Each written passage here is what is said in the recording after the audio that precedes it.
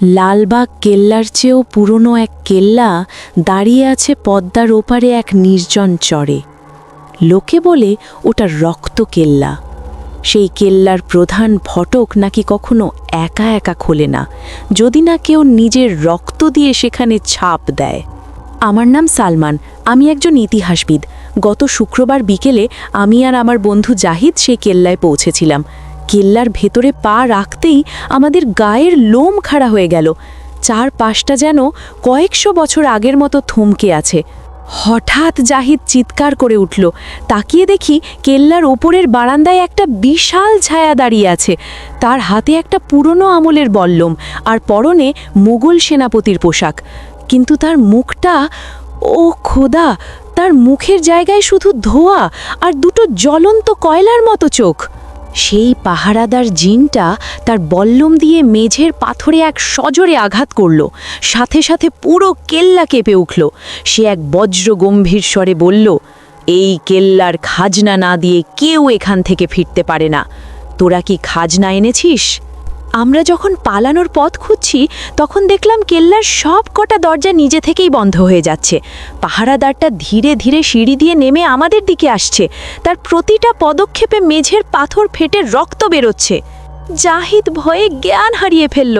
আমি যখন তাকে টেনে তোলার চেষ্টা করছি তখন সেই পাহারাদার আমার সামনে এসে দাঁড়ালো। সে তার বল্লমের আগাটা আমার গলায় ঠেকিয়ে বলল, খাজনা যদি না থাকে তবে তোদের প্রাণের বিনিময়ে এই কেল্লার দেয়াল আরও শক্ত হবে। পাহারাদার জিনের সেই তপ্ত নিঃশ্বাস আমি আমার ঘাড়ে অনুভব করছিলাম। তার বল্লমের ডগাটা যখন আমার গলায় বিঁধতে যাবে ঠিক তখনই জাহিদের পকেট থেকে একটা পুরনো তামার মুদ্রা মাটিতে পড়ে গেল। মুদ্রাটা মেঝেতে পড়তেই এক অদ্ভুত ঝনঝন শব্দ হলো আর পাহারাদার জিনটা হঠাৎ থমকে দাঁড়ালো। পাহারাদার জিন তার ধোঁয়াটে হাত দিয়ে মুদ্রাটা তুলে নিল। তার সেই জ্বলন্ত কয়লার মতো চোখ দুটো যেন আরও লাল হয়ে উঠল।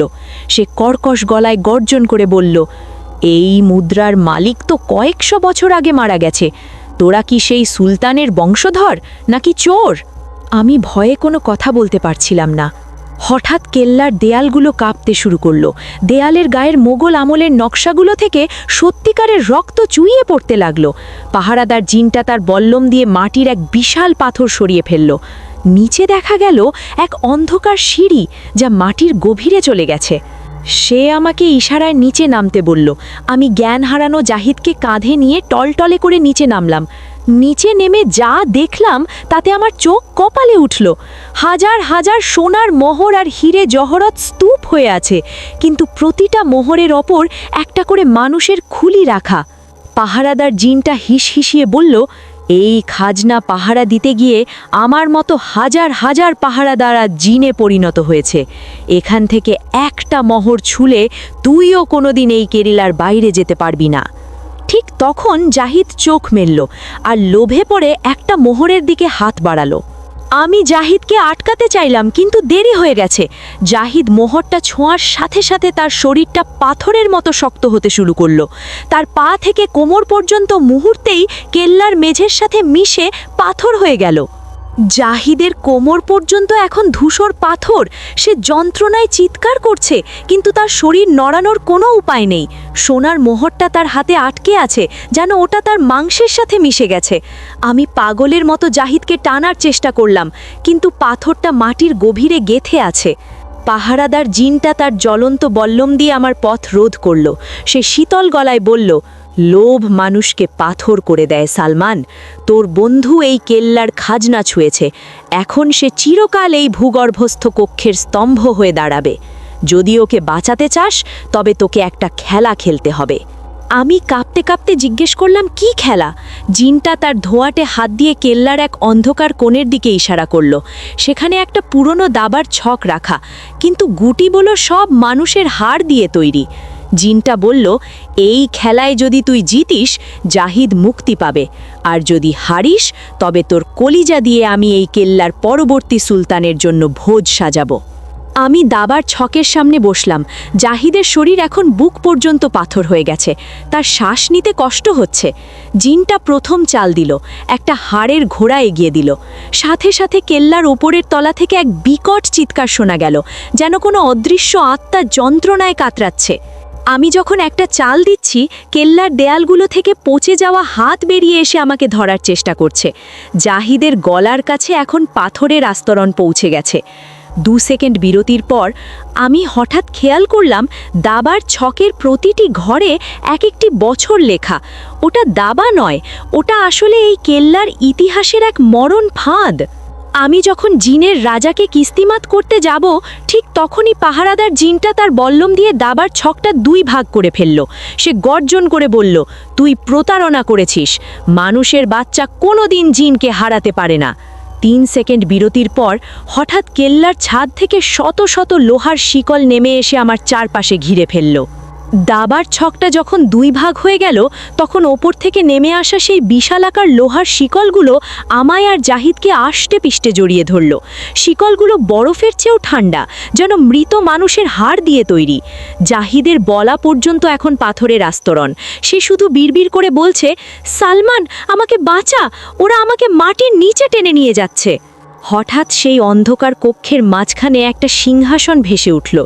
সিংহাসনে কেউ বসে নেই, কিন্তু একটা রাজকীয় মুকুট শূন্যে ভাসছে। পাহারাদার জিনটা সেই শূন্য সিংহাসনের সামনে সেজদায় নত হলো। সে কাঁপতে কাঁপতে বলল, জাহাপনা, আপনার খাজনার নতুন পাহারাদার হাজির। সিংহাসন থেকে এক পৈশাচিক গলা ভেসে উঠল, এই কেল্লার পাহারাদার হওয়ার জন্য শুধু শক্তি নয়, রক্তের বিশুদ্ধতা লাগে সালমান। তোর পূর্বপুরুষরা কি এই কেল্লার গোলাম ছিল না? আমি অবাক হলাম। আমার বাবা সবসময় বলতেন আমাদের আদি পুরুষরা এক রাজার অধীনে কাজ করতেন। তবে কি সেই রাজা ছিলেন এই অভিশপ্ত সুলতান? পাহারাদার জিনটা তার বল্লম দিয়ে আমার হাতে এক গভীর ক্ষত তৈরি করল। আমার রক্ত যখন কেল্লার মেঝেতে পড়ল, তখন দেয়ালগুলো থেকে শত শত আর্তনাদ শোনা গেল।